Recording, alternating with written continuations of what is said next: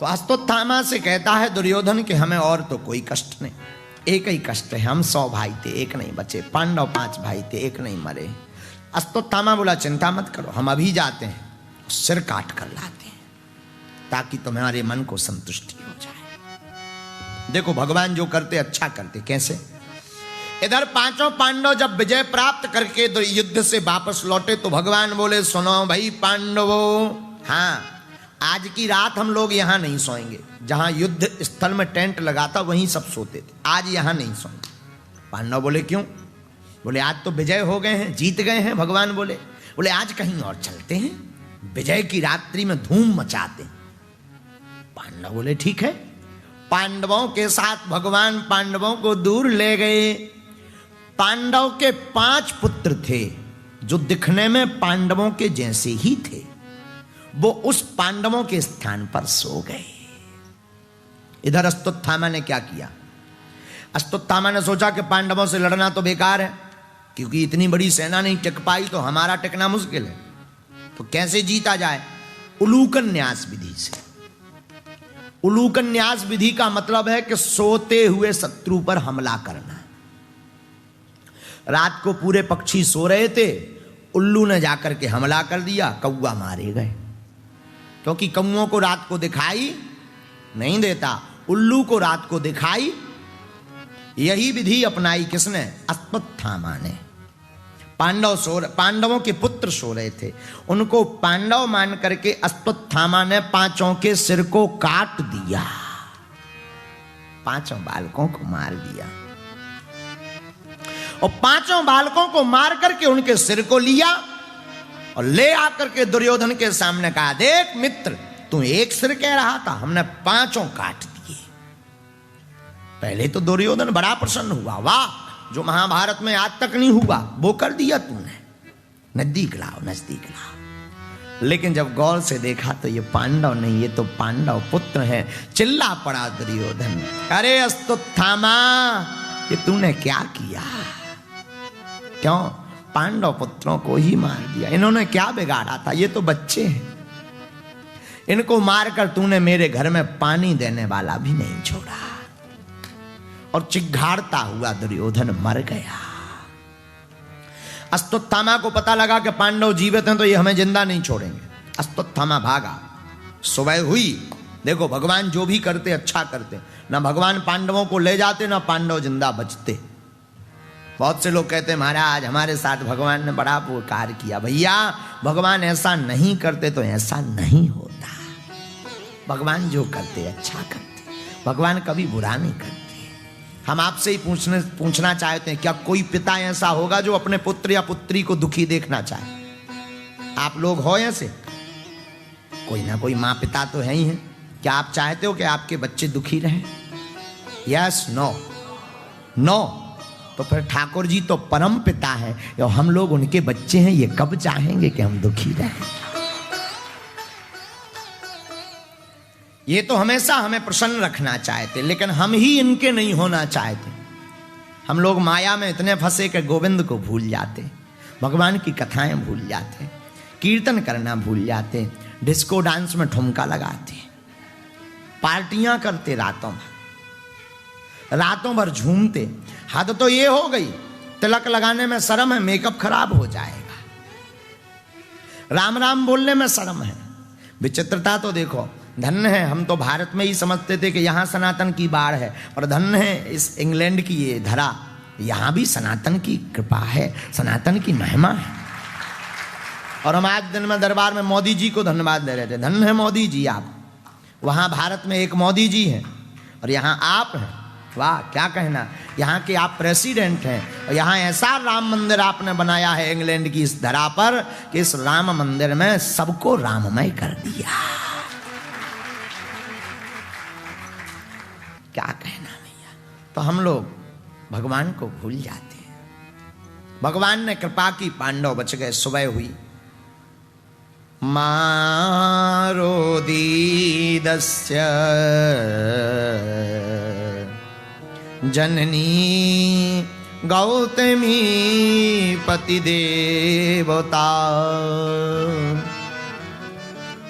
यथा हम मृत वत्सार तारोदम्य श्रोमुखी मुह। आहा, क्या कहना है। रोने लगी द्रौपदी। प्रातः काल अपने बच्चों के शरीर को कटा हुआ देखा तो आंखें भर आई, रो पड़ी, चिल्ला पड़ी द्रौपदी। अर्जुन भागे भागे आए। क्या हुआ देवी? देखो नाथ, किसी ने हमारे बच्चों को मार दिया, कितनी बेरहमी से मारा कि सिर काट दिया। चिंता मत करो। अर्जुन ने अपना धनुष बाण लिया और प्रण लिया, द्रौपदी जब तक हम अपने बच्चों के मारने वालों का वध नहीं कर देंगे तब तक जल का पान नहीं करेंगे। आहा, भगवान गए कृष्ण को लेकर के। अर्जुन और कृष्ण रथ पर बैठे अश्वत्थामा को ढूंढने लगे। आगे आगे अश्वत्थामा, पीछे भगवान का रथ। अश्वत्थामा ने भगवान को आते हुए देखा तो ब्रह्मास्त्र का प्रयोग कर दिया। ब्रह्मास्त्र का प्रयोग किया तो अर्जुन घबरा गए। भगवान बोले घबरा क्यों रहे, तुम्हारे पास भी तो ब्रह्मास्त्र है, छोड़ो। तो अश्वत्थामा के ब्रह्मास्त्र पर अर्जुन ने ब्रह्मास्त्र चलाया। दोनों ब्रह्मास्त्र टकराए तो अश्वत्थामा से कहा कि तुम अपना ब्रह्मास्त्र वापस लो, वरना भयंकर टकराव होगा, पृथ्वी में तूफान आ जाएगा, सुनामी आ जाएगी।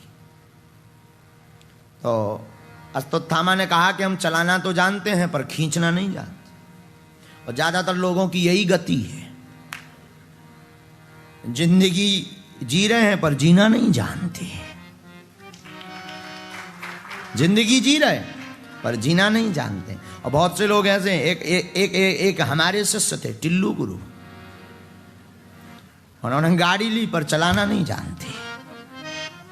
और हद तो ये हो गई, टिल्लू गुरु ने गाड़ी ली तो वापस आए अपनी ससुराल से। हमने पूछा क्यों, गाड़ी कैसी है? बहुत महंगी है, 40 लाख की है।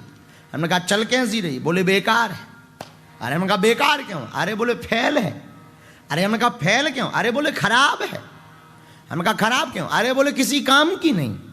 अरे हमने कहा किसी काम की क्यों नहीं? अरे बोले जाने के लिए तो इन्होंने 5-5 गेयर दिए, आने के लिए एक ही गेयर दिया। कई लोगों की जिंदगी ऐसा ही है। हाँ, कई लोग अपनी जिंदगी में प्रयोग ही नहीं ठीक से जानते। हम लोग समझते हैं, तुम लोग, हम तो कई बार हंस करके बड़ा हमें बुरा लगता है जब युवान बच्चे ये कहते हैं कि जिंदगी पैसा जीने दो, अभी हम जवान हैं, खेलने खाने दो। हमें लगने लगता ठटरी के बरे, नक काटा, कलमुहा। तुझे भगवान ने सिर्फ खाने पीने के लिए जिंदगी दी, भगवान ने तुझे मस्तक पर तिलक लगाने के लिए, गोविंद का गुण गाने के लिए जिंदगी दी।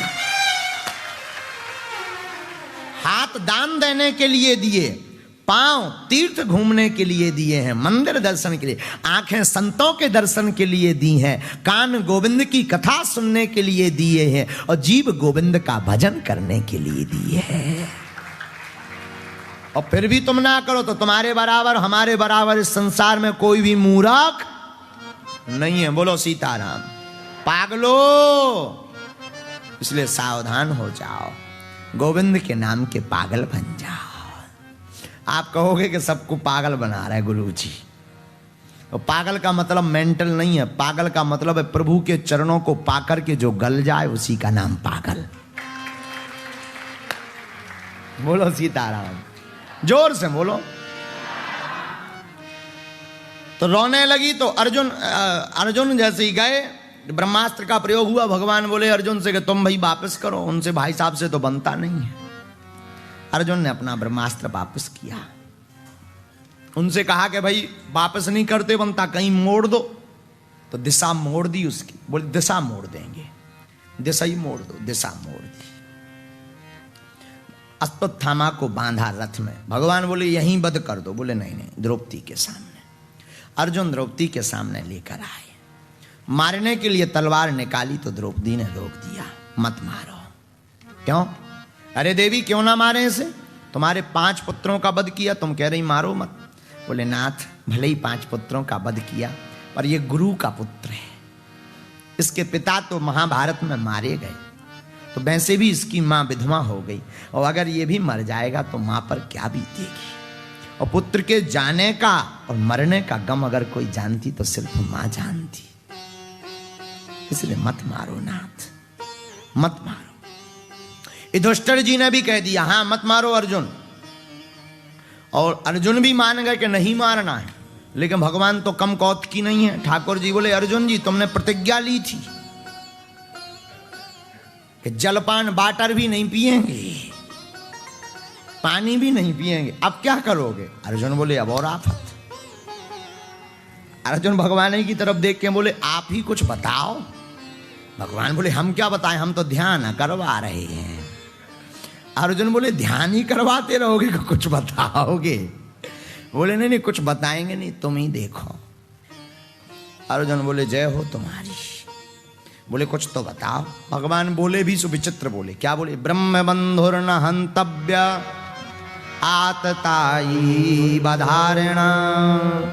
सुनो अर्जुन, ब्राह्मण को नहीं मारना चाहिए, कैसा भी हो नहीं मारना चाहिए। लेकिन तब तक क्या बोले, आतताई बधारणा। बोले जो आतताई होता है ना उपद्रवी, उसे छोड़ना भी नहीं चाहिए। अर्जुन बोले जय हो। भगवान बोले क्यों। बोले जब भी बोले टेढ़ा ही बोले, आज तक सीधा नहीं बोले तुम। एक कुछ बताओ, मारिए कि छोड़िए। डबल डबल मत बताओ, एक कुछ बताओ, मार दें कि छोड़ दें। बोलो मार दिया जाए। ये कुछ बताओ, मार दिया जाए या छोड़ दिया जाए। बोलो कन्हैया इसके साथ में अब क्या किया जाए। तो भगवान तो बड़ी कौतुकी है। भगवान बोले आतताई बधारणा ब्रह्म बंधुर्न हंतव्य। ब्राह्मण को नहीं मारना चाहिए पर आतताई को छोड़ना नहीं चाहिए। आहा क्या करें। लेकिन अर्जुन भी कम नहीं थे। अर्जुन भी बोले सुनो महाराज चुप रहो, अब मत बताओ। गीता का उपदेश हमने ही सुना है, हम भी तुम्हारे ही चेला हैं। बोले आपने गीता में कहा है कि माननीय व्यक्ति का वध नहीं करना चाहिए, सम्माननीय व्यक्ति का अपमान ही मृत्यु के बराबर है। माननीय व्यक्ति जो सम्मानीय नाम वाला व्यक्ति होता है ना, उसे मारना नहीं चाहिए, उसका अपमान ही मृत्यु के बराबर है।